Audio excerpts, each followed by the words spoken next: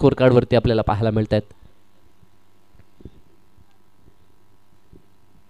उद्या प्रत्येक संघाला सूचना करण्यात येत आहे.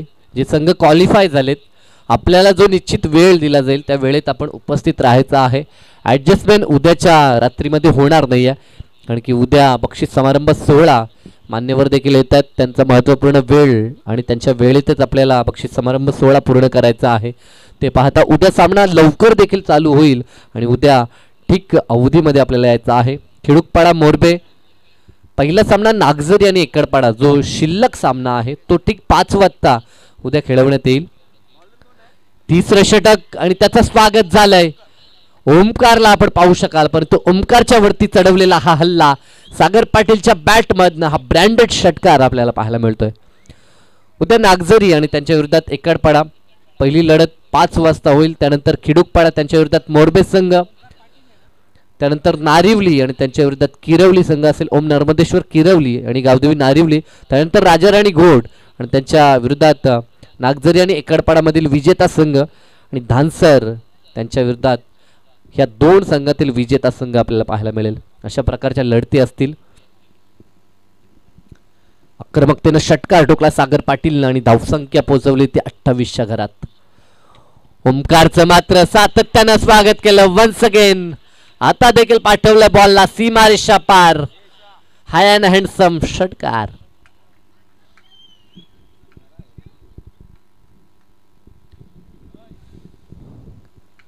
मी नुकतंच म्हटलं की आता हे दोन्ही फलंदाज चार्जअप झालेत. आता अगदी त्यांच्या बॅटवरती चेंडू व्यवस्थित मिडल होताना पाहायला मिळतोय.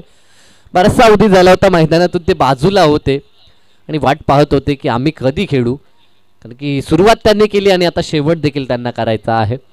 आणि आता आक्रमकतेनं फलंदाजी सलगचे 2 षटकार ओमकारला आसमान दाखवत असताना सागर पाटील आपल्याला पाहायला मिळतो. 9 चेंडू 23 वरती खेळतो. त्याला साथ देत असताना 5 बॉल 11चं योगदान नितेश पाटीलचं. 34 धावसंख्येची बहुमूल्य भागीदारी पहिल्या विकेटसाठी जर्मन टायगरकडनं नितेश पाटील आणि सागर पाटील दरम्यान.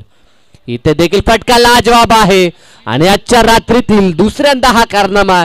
या अगोदर बारक्या 4Gला आपण पाहिलं होतं आणि आता Sagar Patil on a fire. सलग 3 चेंडू आणि 3 षटकार पाहायला मिळत आहेत.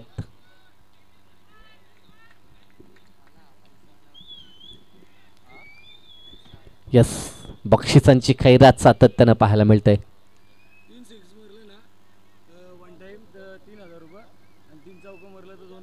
आता मारलं त्याला के कोणच्याकडून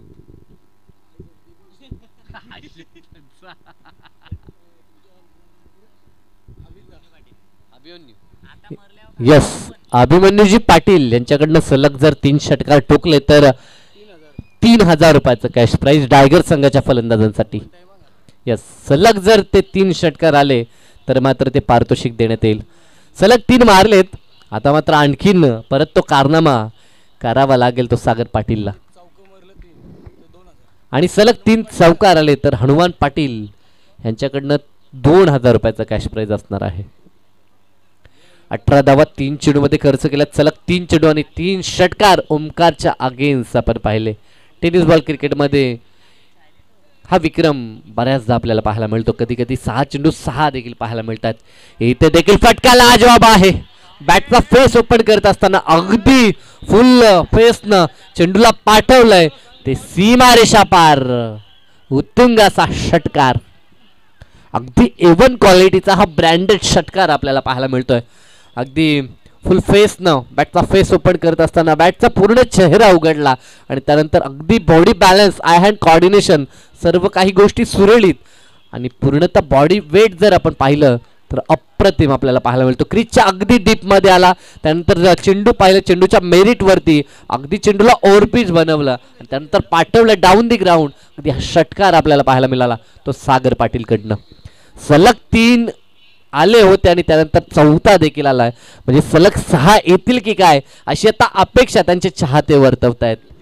सागरमध्ये ही क्षमता आहे. पहिल्या मॅच मध्ये देखील 46 त्यानं बनवल्या होत्या आणि आता ह्या मॅच मध्ये देखील 11 चेंडू 35 वरती तो खेळतोय. म्हणजे पहिल्या मॅच मध्ये जे अर्धशतक त्याचं कंप्लीट झालं नव्हतं, कदाचित त्याची भरपाई या मॅच मध्ये करण्याचा प्रयत्न करतो. 19 बॉल 46 परंतु पहिल्या मॅच मध्ये 9 मध्ये त्यानं फक्त 8 बनवल्या होत्या, त्यानंतर त्यानं कमबॅक केलं होतं. परंतु ह्या मॅच मध्ये पहिल्या बॉल पासून तो अटॅकिंग मोड मध्ये आपल्याला पाहायला मिळतोय. 4 चेंडू आणि 4 षटकार आलेत ते ओमकारच्या अगेन्स्ट. सागर पाटील आता मात्र आक्रमक झालाय आणि त्याच्याकडनं आता फायर. चांगला चेंडू. अंततः मात्र जे सलग षटकार येत होते तर कुठे का होईना परंतु थांबवण्याचं काम केलंय. दुसरी धाव घेत असताना नितेश पाटील बाद झालाय.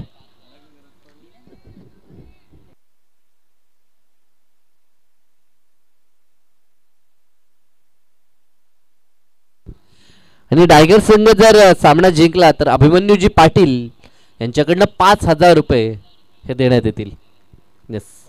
संघासाठी ही सुवर्ण संधी. 47 धावा धावपळकावरती. नवीन फलंदाज मंदार पाटील मैदानाच्या आतमध्ये आता दाखल होताना पाहायला मिळतोय. हा देखील एक तितकाच गुणवान आणि शैलीदार फलंदाज. मधल्या फलीमध्ये स्ट्रॉंग फलंदाजी मंदार पाटीलची आपण पाहतो, परंतु आज सागर पाटील आक्रमक झाला. नितेश बाद झाला. रनआउटच्या स्वरूपामध्ये स्वतःची विकेट त्यानं फेकली आणि सागरला मात्र स्ट्राईक वरती त्यानं आमंत्रण दिलंय आणि ते स्वीकारलंय. पाठवलंय बॉलला. वन्स अगेन सीमा पार. या षटकातील हा 5वा षटकार.